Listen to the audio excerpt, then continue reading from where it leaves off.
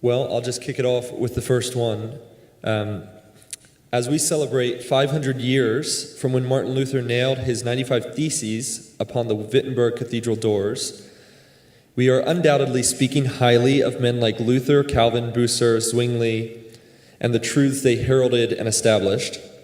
However, inevitably, conversation comes up about, for instance, Luther's anti-Semitic writings or Calvin's involvement in the death of Servetus. So the question is this: how should we consider these men who were so monumentally used by God for great good, and yet we see either glaring flaws or blind spots in their lives?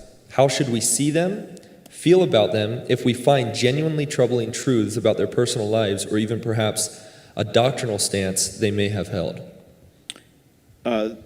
My answer to that is the same answer I would give if you asked about the list of heroes of the faith in Hebrews 11. You read that list in Hebrews 11, and it includes men like Samson, who in so many ways was a spiritual disaster. He was dedicated by his parents at a very young age, to live the lifelong role of a Nazirite, which meant that he couldn't cut his hair, he wasn't supposed to touch wine or any of the fruit of the vine, and he wasn't supposed to touch dead bodies. He did all those things. And, he ate the honey out of the corpse of a lion and then boasted about it, and just lived a profligate life, and dishonored his parents because he wanted to marry a Philistine girl, and they were appalled by that idea. So he married a pagan girl, and that got him into a fight with her in-laws, in which he had to kill a bunch of them. You look at his life in terms of 21st century moral standards, and you say this man was a disaster. He was an absolute disaster, and yet Scripture lists him as one of the heroes of the faith. And the answer is, we're all flawed. Some of us are flawed more than others, but all men are flawed, and God has always used flawed men. David committed adultery and murder, and those are sins which admittedly would disqualify a man from leading the church today. If I knew someone who wanted to be a pastor and he had committed adultery and, arranged for the death of his paramour's legitimate husband, I would say there's no way that man can ever be above reproach. He cannot, even if he's repented afterwards, I wouldn't want to see him in a pastoral role because he's not above reproach, and that's the first requirement for a pastor. And yet, the Lord kept him as king of Israel, and he is the one from whom the messianic line descended. So the Lord can overrule his own, he justifies the ungodly, right? It's not that he throws out justice, and it's not that he throws out morality. Be sure your sin will find you out. And in all those cases, it does. But the fact that men have flaws doesn't mean God can't use them. And it doesn't mean that we shouldn't honor them for their faith and their faithfulness where they were faithful. I think Calvin's flaws are often grossly exaggerated. He didn't personally kill Servetus. He simply said, by the laws of the time, what Servetus did, teaching heresy and sedition and anarchy, he was an anarchist, was worthy of the death penalty by the civil laws of the time. And Calvin actually pleaded for a more merciful form of execution than burning him at the stake. And it was the city council who said, no, we're going to burn him at the stake. So Calvin, in that, I think, is often portrayed as a murderer and a bloodthirsty man when he was not. If you know Calvin's character and read his sermons and all that, you find he's a much better man than either Catholics or Arminians want to admit.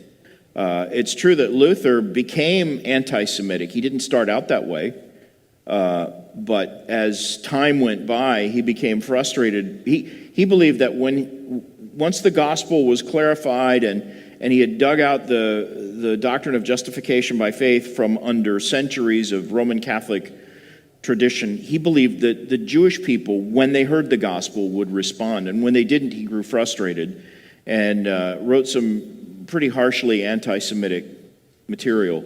And there's no excuse for that. There's no way to say, well, that wasn't really so bad. It was bad, and there were other things Luther did that were bad. He had a vile mouth. Now everything Luther said, even privately, was taken down by students of his and published posthumously in a collection called Table Talk. And you'll find most of the outrageous things Luther said, you'll find in his Table Talk, not in his commentaries or his thoughtful writings. So in a way, it's not fair to Luther to think that things he meant to be in private discourse, where he might have been joking even, things he didn't write himself, other people took it down. And if you've ever had other people take down your words and tweet them, they never get it exactly right either. And whatever you say that sounds bad is going to be exaggerated by the people who record it. So you do have to cut Luther a little slack on that. But there's no question he was a flawed man, and some of the reformers had pretty severe short-sighted flaws. But we honor them nevertheless for their faith and their faithfulness, while we recognize their flaws and say, there's no way to justify that. One of my favorite theologians in America is R.L. Dabney.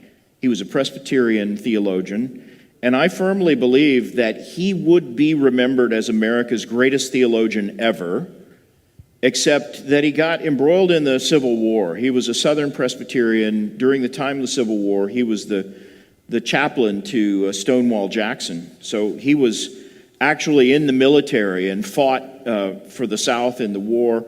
And when the South lost, he became embittered and never really got over it. And some of his later writings also are racist, just racist. And so much so that when the Banner of Truth published his collected writings on essays and stuff like that, it's called Discussions. It's actually my favorite set of books. Of all the books on my shelf, that's the one I would least like to lose, because there's some just brilliant material in there. But when Banner of Truth, it was originally 4 volumes, and when Banner of Truth picked it up and published it, they made it 3 volumes because they took out, there was so much racist material at the end that they had to take out. So they deleted half of volume 3 and most of volume 4 and put it in 3 volumes. And I look at Dabney and I think, what a shame. What a shame. I mean, he was a product of his times, and what a shame that he couldn't rise above that and see beyond that, because he understood doctrine and loved the scriptures and loved Christ, and I'm sure his level of spiritual maturity was far beyond mine. So I feel bad even criticizing him, but you have to step back and look at that and say, he, like all those reformers, was a flawed man, and sometimes our flaws outlive and sometimes even overshadow our good qualities. It's one of my fears, frankly, because I put a lot of stuff on the internet, and over the years, some of the things I've written on the internet have made people angry. And I hope, succeeding generations don't look back and say that the thing that stands out about me is that I was a, sarcastic badmouther. I recognize I have flaws just like those men. And it's a shame when our flaws overshadow our good things. But I don't think that's the case with the reformers. I think the benefits of their ministries really outshine their flaws. The flaws are undeniable, but it's no reason, just because you realize a man has a serious character flaw, isn't necessarily a reason to write off his legacy entirely if he's a man whom God used in a mighty way. And there are lots of biblical examples of that, Samson being the one I cited, David being another. There are others who did heinous sins, and yet Scripture commends them for their faith.